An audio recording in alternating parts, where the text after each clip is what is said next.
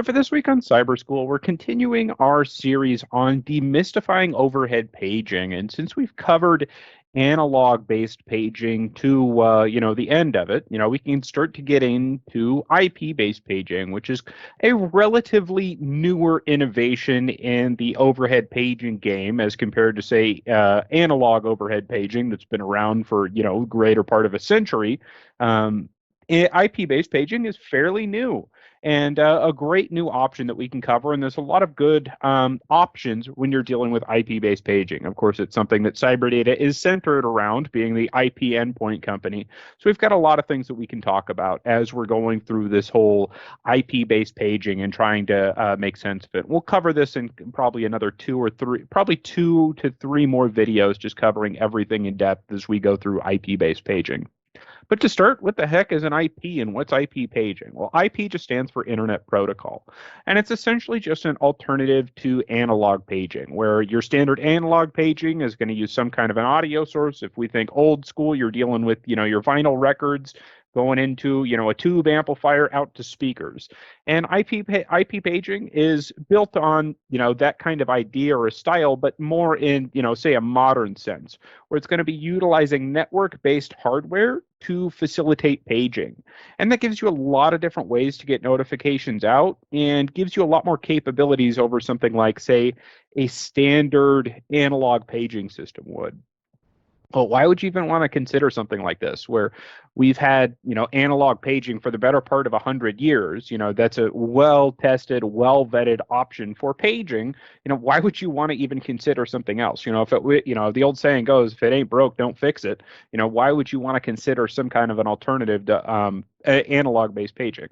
Well, it's going to be a modern alternative, and it's something that can evolve, past the proverbial Stone Age that analog paging is in. So, one of the big features of IP-based paging is because everything is a network-based device and it runs some kind of a firmware or software on it. That means that it can actually add features over time, where, say, your typical analog speaker, it's only going to do one thing. It's only going to play sound. You might have a fancy analog-based system, so you can use a speaker as a microphone, as weird as that sounds for those that, aren't in the know of how Vox works. But, that's really all a speaker can do. It can produce sound. Whereas things that are IP-based, of course, that's predominantly what they're going to do when you're dealing with an IP-based speaker. But there's the capability to add additional features into a network-based device because they run some kind of a firmware or software, and that can be updated to add different features as the device evolves. So you've got, a potential evolving system that's really not possible or, couldn't even really be dreamed of in the old analog days. And one of the nice feature sets that you get with an IP-based paging system over an analog-based system is you can remotely troubleshoot an IP-based paging system. So since it's all network-based appliances and the convenience of VPNs and different things that everybody has gotten used to during the pandemic, it's an IP-based system, so you can troubleshoot it remotely. So say, for example, you're dealing with a school and you're getting some garbled audio or some poor sounding audio out of a particular speaker. Well, you can run something referred to as a health check on your speaker that can have the speaker play back a series of tones and record it with its microphone, of course, assuming it has a microphone, and give you an idea on that capability of the speaker. And then you can determine, hey, okay, speaker sounds good. Maybe something funky is going on. Or, no, the speaker doesn't sound good. And you realize you go in there and the kids don't like the carrot cake that they've been getting for dessert and have been jamming it in the speaker grill. So you get that remote troubleshooting capability that you wouldn't necessarily get with an analog-based paging system, where you have to send somebody out to the field to actually troubleshoot something like this. So an IP-based paging system can actually save you a lot of time if for some reason your system isn't working as it's supposed to.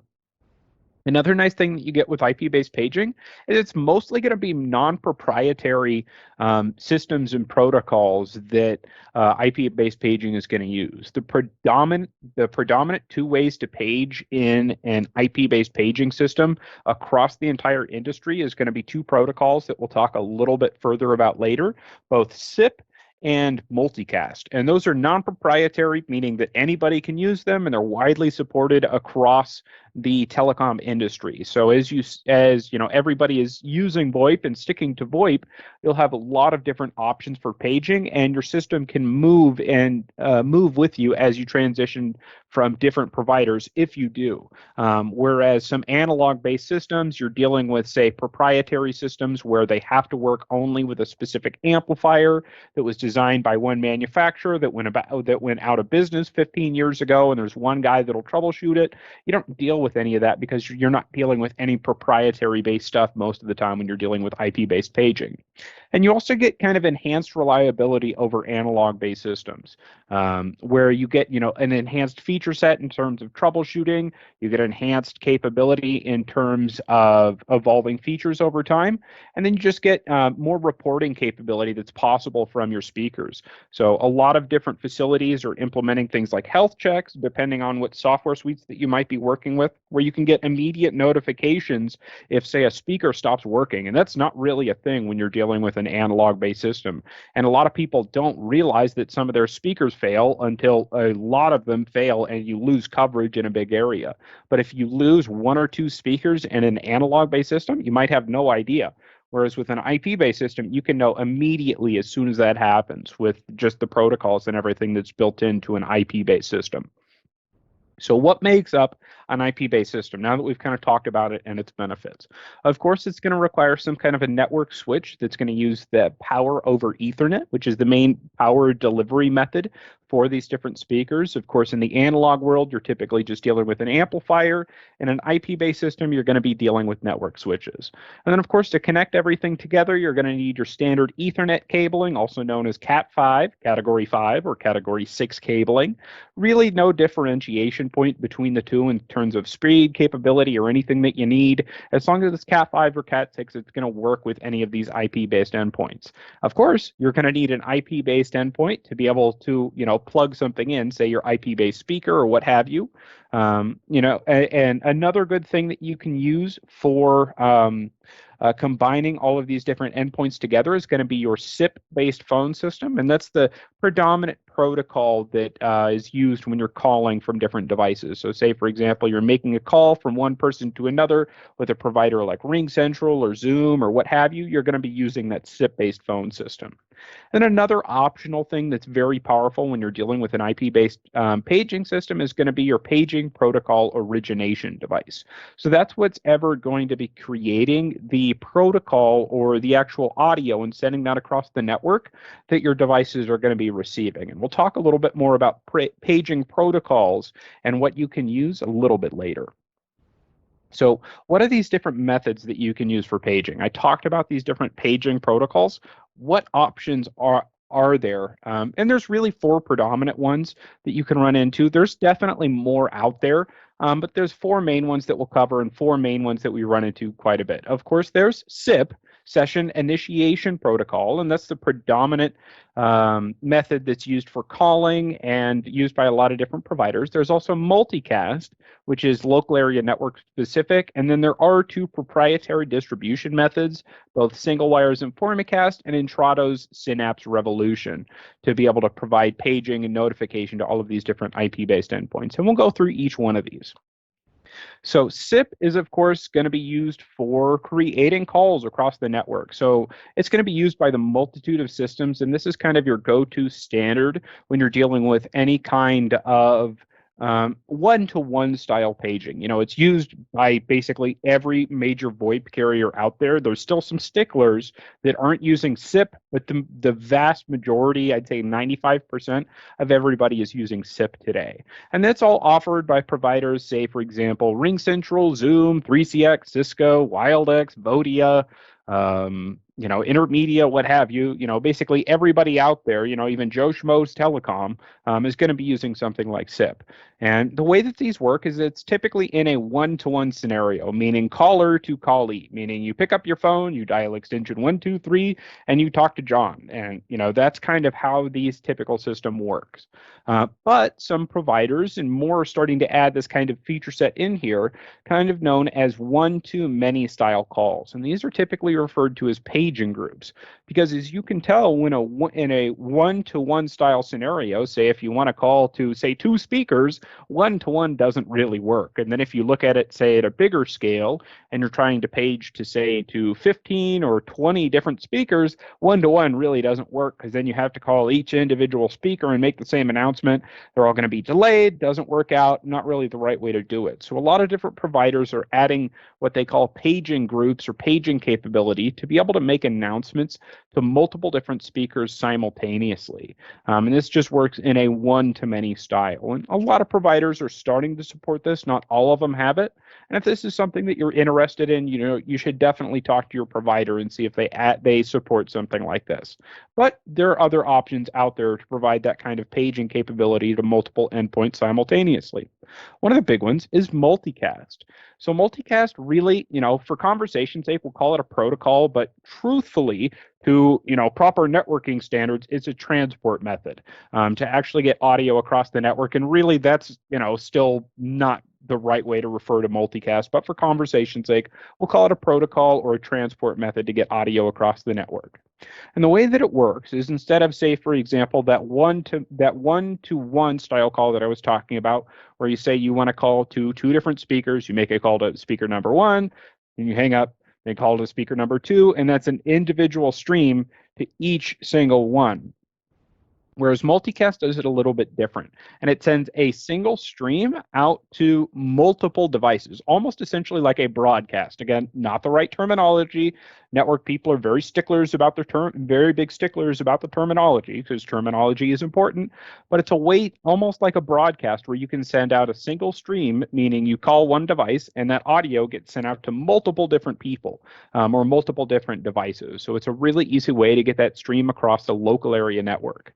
The really nice thing with Multicast is it's all going to be open source, and it's widely supported across the industry in terms of your IP endpoint, so your SIP speakers, your loudspeakers, what have you, as well as the phones that you'll actually be working with. So phone manufacturers such as Yealink, Poly, Cisco, Grandstream, Fanville, what have you, everybody's going to support Multicast. So you've got that confidence in knowing that, just about every single peripheral that you're looking at for your VoIP or your SIP-based phone system is going to support Multicast. So that way, if your provider doesn't support those paging groups that I was talking about, you've always got Multicast as a backup.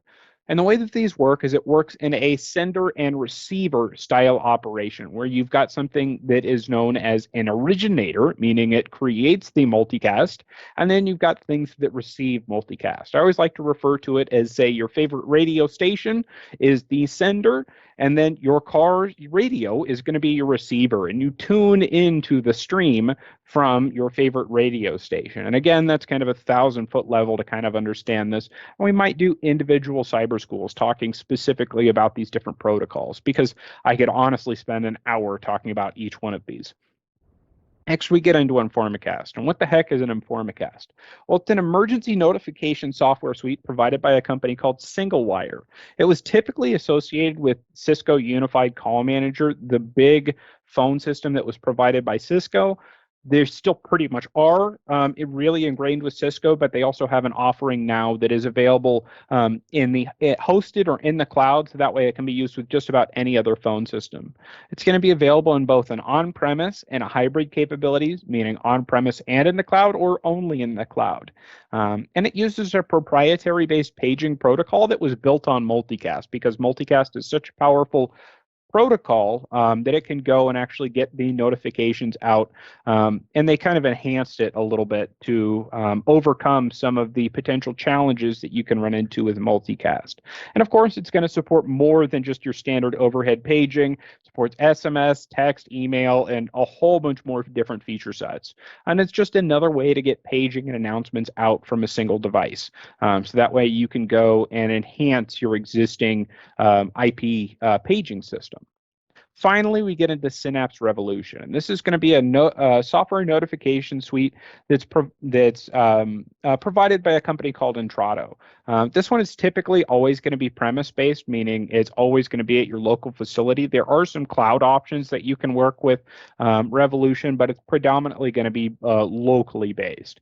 And just like Informacast, it's a proprietary protocol that's going to be built on Multicast because Multicast laid all the groundwork, and then both SingleWire's Informacast and Intrado's Synapse Revolution built on the base, on the platform of Informacast, and added a whole bunch more capability. And then, of course, it supports a whole bunch of other options in terms of getting notifications out, both SIP, SMS, text, email, and a whole bunch more options out there. So there's a multitude of different ways to get audio from one point to another, depending on the needs and the requirements of the particular facility that you're going to be working with. Finally, to wrap everything up, what is an IP-based paging system? Well, today we know, after this long discussion, we know that it's going to be a paging system that's utilizing the local area network instead of your standard analog speaker system. So no more amplifier, two-pair copper wires, none of that stuff. You're switching over to network-based appliances that are going to plug into power over Ethernet network switches and use more modern cabling techniques such as Cat5 or Cat6 cabling. It gives you more enhanced reliability and a feature set over an analog-based paging system, where predominantly an analog-based paging system is going to make sound. And your IP-based paging system can still do that, but it has more reporting capabilities, and that it can work with other different protocols, such as SingleWire's Informacast or Intrado's Synapse Revolution, to provide you more emergency notification capability over what you could get with the standard analog-based paging system. And as you saw just over the four main message distribution methods or the paging protocols, there's a multitude of different options out there for an IP-based paging system in terms of getting that message out to more than one device at a single time. And this is something that we'll spend a lot more as we'll go through and kind of demystify a lot of the different options when we're dealing with IP-based. Thank you for watching this edition of Cyber School. If you have any questions, please get in contact with our sales department. They are available by email at sales@cyberdata.net or by phone at 831-373-2601 extension 334. Please make sure to like this video and subscribe for more content like this from CyberData. Paging.